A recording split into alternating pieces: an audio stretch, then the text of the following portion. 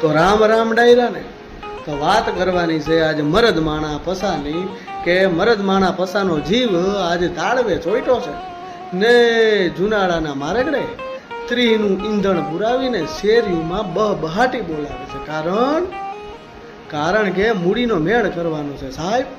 1 તારીખે હપ્તો ફેણ ચડાવીને બેઠો છે. આ તો આબરૂવાળા માણા ને આ તો શાખાવાળા માણા ને શાખાનું કાર્ડ મળે એટલે કે ક્રેડિટ કાર્ડ મળે. આવું બેંકવાળી બેને કીધું ને એક કાર્ડ પસાને દીધું ને પછી તો પછો હૈયે હરખ રાખીને કાર્ડ ને બહાટી ગયું, સ્વાઈપ કર્યું, આ લીધો મોબાઈલ ને આ લીધો પંખો ને તોય કાર્ડની હજી મર્યાદા બાકી હતી, કાર્ડની માલી પા હજી લિમિટ બાકી હતી. તો પછો ગયો પંપે ને એના કરાવ્યા રોકડા ને ખોબલે વાપરા બાપ. આ તો પછી ખબર પડી કે આ તો મોત સામે પગ મંડાઈ ગયા, મોત સામે ડગલું મંડાઈ ગયું.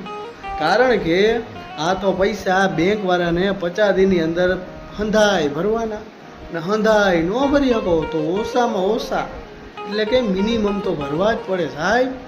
ને જો પૈસા ન ભરે તો મરદ માણા પસાનું શિબિર છે એ બગડે બાપ.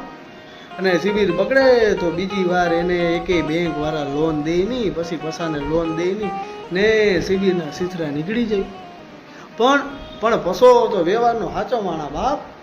એને ખબર છે કે માણાનો સાચો વ્યવહાર એના શિબિર રિપોર્ટ ઉપરથી જ ખબર પડે. એટલે પસો હવે જોઈએ છે કે હપ્તાનો મેળ થાય છે કે શિબિરના સોતરા નીકળી જાય છે. મળીએ આવતા એપિસોડ. રામ રામ.